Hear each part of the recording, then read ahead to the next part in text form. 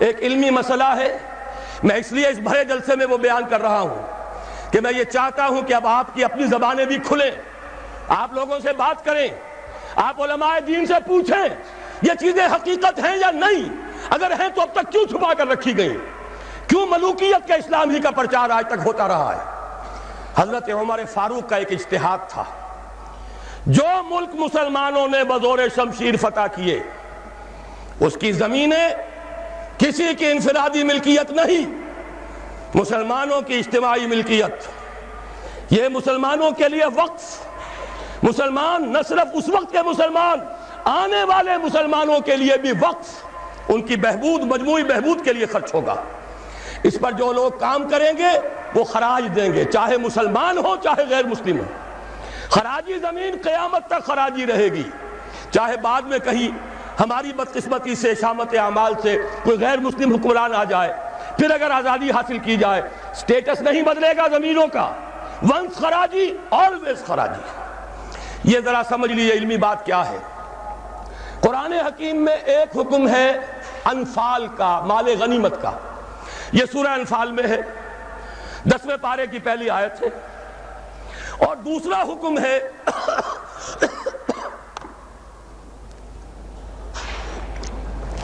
اموال فے کا، یہ سورہ حشر میں ہے۔ اموال غنیمت کا قانون یہ ہے کہ 5واں حصہ 1/5 بیت المال کا، 4/5 مجاہدین میں تقسیم ہو جائے گا۔ سوار ہے گھوڑا اور اونٹ بھی اس نے اپنا رکھا ہوا ہے تو اس کو دوہرا حصہ ملے گا، پیدل ہے اکیلا۔ اموال فے کیا ہے؟ کل کے کل بیت المال کے، کسی کا کوئی حصہ نہیں۔ عام خیال یہ تھا کہ یہ زمینیں جو فتح ہو رہی ہیں، عراق فتح ہو گیا، شام فتح ہو گیا، ایران فتح ہو گیا، مصر فتح ہو گیا، تصور تو کیجئے، the fertile crescent of the middle east, سارا کا سارا فتح، چند سالوں کے اندر اندر چند ہزار صحابہ تھے جنہوں نے ان سارے علاقوں کو فتح کر لیا۔ اب انہوں نے مطالبہ کیا کہ جناب یہ مال غنیمت ہے، ہم نے جنگ کر کے فتح کیا، لہذا یہ زمینیں تقسیم کر دیجئے، 5واں حصہ رکھ لیجئے بیت المال کا۔ حضرت عمر نے فرمایا اگر میں نے یہ زمینیں اور یہ رقبے تمہیں تقسیم کر دیے تو بعد کے آنے والے مسلمانوں کو کیا ملے گا؟ واقعہ یہ ہے کہ تاریخ انسانی کا بدترین جاگیردارانہ نظام قائم ہو جاتا اگر حضرت عمر یہ فیصلہ نہ کرتے۔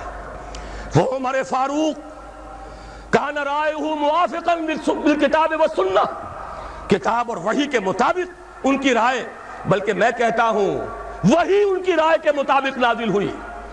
وہ عمر بن الخطاب جن کے بارے میں حضور نے فرمایا کہ لو کان بعدی نبی لکان عمر، میرے بعد کوئی نبی ہوتا تو عمر ہوتے، یہ ان کا اجتہاد ہے، اور یہ اجتہاد کسی مولوی کا نہیں، امیر المومنین کا ہے، جبکہ پوری ملت اسلامی ایک حکومت، ایک نظام، مذہب اور سیاست میں کوئی تفرقہ نہیں، وہی خطیب ہے مسجد نبوی کا اور وہی امیر ہے وہ حکومت کا، سربراہ ہے حکومت کا، اس کا اجماع اور خلافت راشدہ کا یہ اجماع، یہ تو گویا کہ ہمیشہ کے لیے اٹل قانون ہے۔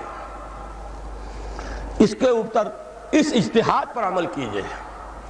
زرعی زمین کی 2 قسمیں ہماری شریعت میں ہیں۔ جو مسلمان لڑے بھڑے بغیر ایمان لے آئے ان کی زمینیں ان کی ملکیت ہیں، جیسے مدینے کے مسلمان، وہ تو لڑے نہیں، انہوں نے تو خود حضور کو لے کر اور ان کو دعوت دے کر وہ مدینے تشریف لے کر آئے ہیں، لہذا ان کی زمینیں ان کی ملکیت نہیں، ان سے عشر لیا گیا، یہ عشری زمینیں کہلاتی ہیں۔ جو زمینیں فتح ہوئی، جو ملک، یہ عشری نہیں خراجی ہیں، یہاں پر وہ ملکیت رہیں گی بیت المال کی، مسلمانوں کی اجتماعی ملکیت، وقف علی المسلمین، البتہ جو کام کرے مسلمان ہو، کاشتکار، مجوسی ہو، عیسائی ہو، وہ خراج دیں گے براہ راست بیت المال کو۔ پاکستان کا یہ سارا علاقہ مسلمانوں نے بدور شمشیر فتح کیا تھا، یہ کسی کے باپ کی جاگیر نہیں ہے، وہ جاگیر چاہے کبھی رنجیت سنگھ نے دی ہو، چاہے وہ انگریزوں نے دی ہو، چاہے اس سے پہلے کہ وہ سلاطین مغلیہ نے دی ہو، جن میں سے سوائے ایک اورنگزیب عالمگیر کے باقی سب کا جو رویہ تھا وہ سب کو معلوم ہے کہ کیا تھا۔ اکبر اعظم نے تو یہاں سے دین محمدی کا جنازہ نکالنے کے لیے ایڑی چوٹی کا زور لگا دیا تھا، صلی اللہ علیہ وسلم. نیا دین الہی رائج کیا تھا وہ اکبر اعظم علیہ ما علیہ. ان کی دی ہوئی جاگیریں اور وہ مقدس ہو جائیں گی. انگریز کی دی ہوئی جاگیریں اور وہ مقدس ہو جائیں گی. رنجیت سنگھ کی دی ہوئی جاگیریں وہ مقدس ہو جائیں گی. معاذ اللہ. یہ تمام زمینیں بیت المال کی ہیں. وقف للمسلمین، ان سے خراج جائے گا براہ راست بیت المال میں. آدھی یا اس سے بھی زائد یا اس سے کم جو پوری پیداوار کا جائے گا وہاں. اتنا ریونیو جمع ہوگا، اتنا ریونیو جمع ہوگا کہ بہت سے لعنتی ٹیکسوں سے نجات مل جائے گی، جن میں سب سے بڑا لعنتی ٹیکس جو ہے انکم ٹیکس ہے. عام کاروباری آدمی یا تو ہمہ وقت کلرک رکھے، اکاؤنٹنٹ رکھے، اور پھر اسے بازار سے بھی نہیں ملتی رسید. وہ سامان لے کر آتا ہے، رسید نہیں دیتے. اب وہ جاتا ہے انکم ٹیکس افسر کے سامنے، بھیگی بلی بنا کھڑا ہوا ہے. جھوٹ بولے، جھوٹ حلفیہ بیان دے، رشوت دے، اکاؤنٹنٹس کو دے، انکم ٹیکس آفیسر کو دے، چھوٹ جائے گا، جان بچ جائے گی. اور اگر جھوٹ نہیں بولے گا اپنی بساط الٹ دے. لہذا تقریباً سب کے سب جھوٹے ہو گئے، جھوٹے حلف دیتے ہیں. جب جھوٹا حلف انسان نے دے دیا ایک معاملے میں تو یوں سمجھئے کہ کارک کھل گیا بوتل کا. اب تو جھوٹ ہی ہوگا، اسی کا راج ہوگا. یہ سب سے بڑا ملعون ٹیکس ہے کہ جس نے ہمارے ہاں صداقت کا، دیانت کا، امانت کا جنازہ نکال دیا. اور یہ سب کچھ کیوں؟ اس لیے کہ جو اصل آمدنی کا ذریعہ ہے وہ تو ہم نے جاگیرداروں کو دے رکھا ہے. ان کے محل سج رہے ہیں، ان کے بڑے بڑے بنگلے ہیں، ان کے عیش ہیں. ہاری کو دیکھو، یہاں کے کاشتکار کو دیکھو. ایک صاحب نے ایک دفعہ کہا تھا، جو پہلے لاہور میں رہتے تھے پھر کچھ عرصے جا کر ایک دیہات میں مقیم ہوئے، کہنے لگے خدا کی قسم میں دیکھ کر حیران رہ گیا ہوں. پنجاب کا دیہاتی کاشتکار خود نہیں نہاتا، ہفتوں اپنی بھینس کو ضرور نہلاتا ہے، لیکن خود نہانے کا کوئی تصور نہیں. وہ حیوان سے بدتر ہو کر زندگی گزار رہا ہے. یہی حال ہاریوں کا ہے. یہی آپ جا کر دیکھیے وہ بیچارے بھیڑے بکریاں پالنے والے بلوچستان کا عام بلوچ. اور عیش کن کے ہیں سرداروں کے، عیش کن کے ہیں جاگیرداروں کے، زمینداروں کے. یہ سارا نظام ختم کر کے اور اس اجتہاد کی اصول پر یہ ساری زمینیں خراجی ہیں. اسی شہر لاہور کی بات کہہ رہا ہوں. ایک بہت بڑے مفتی صاحب، ان کے صاحبزادے نے مجھے بتایا کہ میرے والد صاحب کا قول یہ ہے کہ یہاں کی ساری زمینیں خراجی ہیں، عشری نہیں ہیں. لیکن جب انہی کے ہاں، انہی کے دارالعلوم میں ہمارے ایک ساتھی نے استفتاء لکھ کر بھیجا تو ان مفتی صاحب نے دستخط نہیں کیے، کسی اور چھوٹے مفتی سے. وہ جو مفتی صاحب ابھی سمجھئے کہ ابھی وہ ایکسرسائز ہی کر رہے ہیں، اپرینٹس ہیں، ان کے ہاتھ سے دستخط کروا کے بھجوا دیا. یہ تو عشری ہے. یہ حال ہمارے علماء کا ہو چکا ہے. کیوں ہو گیا ہے؟ یہ سارے ادارے کن سے چلتے ہیں؟ چندے کون دیتے ہیں؟ سرپرستی کون فرماتا ہے؟ وہ تو وہی لوگ ہیں. سرمایہ دار کا چندہ نہ ہو تو دارالعلوم نہیں چلے گا. سرمایہ دار کا چندہ نہ ہو تو یہ سارے جو بھی ٹھاٹھ بچھے ہوئے ہیں، جو بڑی بڑی مسندیں سجی ہوئی ہیں، جو بڑی بڑی جائیدادیں بن گئی ہیں، ریاستیں بن گئی ہیں، یہ کہاں سے آئیں گی؟ لہذا سچ بات کیسے کہی جائے؟ ان کے لیے ہیں مشکلات ہیں. لیکن اب ہمیں حقائق کو علی اعلان کہنا ہوگا. وہ جو اقبال نے کہا تھا، وہ شعر تو آپ کو سنایا جنرل صاحب نے، کس نہ باشد در جہاں محتاج کس، نقطہ شرع مبینی نس تو بس. اور میں آپ کو شعر سنا رہا ہوں جو حرف قل لفظ میں پوشیدہ تھی اب تک، اس دور میں شاید وہ حقیقت ہو نمودار. اور میں ابتدا میں کہہ چکا ہوں علامہ اقبال کی بات، میں ان کا ادنا طالب علم ہوں. ویسے میں انہیں کوئی معصوم نہیں سمجھتا. ان کی عملی زندگی ہمارے لیے مثالی نہیں ہے، قابل تقلید نہیں ہے. ان کا فکر ہے جو بہت بلند ہے.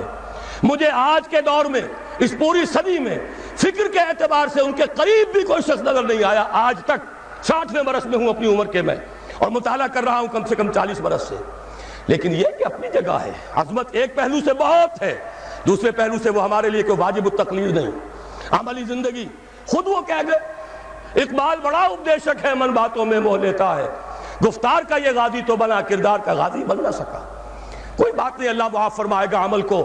بات صحیح کہی ہے، اور وہ یہ کہی ہے کہ دور ملوکیت میں اسلام کے چہرے انور پر جو پردے پڑ گئے تھے، آج وقت آیا ہے کہ ان پردوں کو اٹھا دیا جائے. ڈنکے کی چوٹ کہا جائے یہ زمینیں خراجی ہیں، کسی کی ملکیت نہیں ہے، کسی کے باپ کی جاگیر نہیں ہے.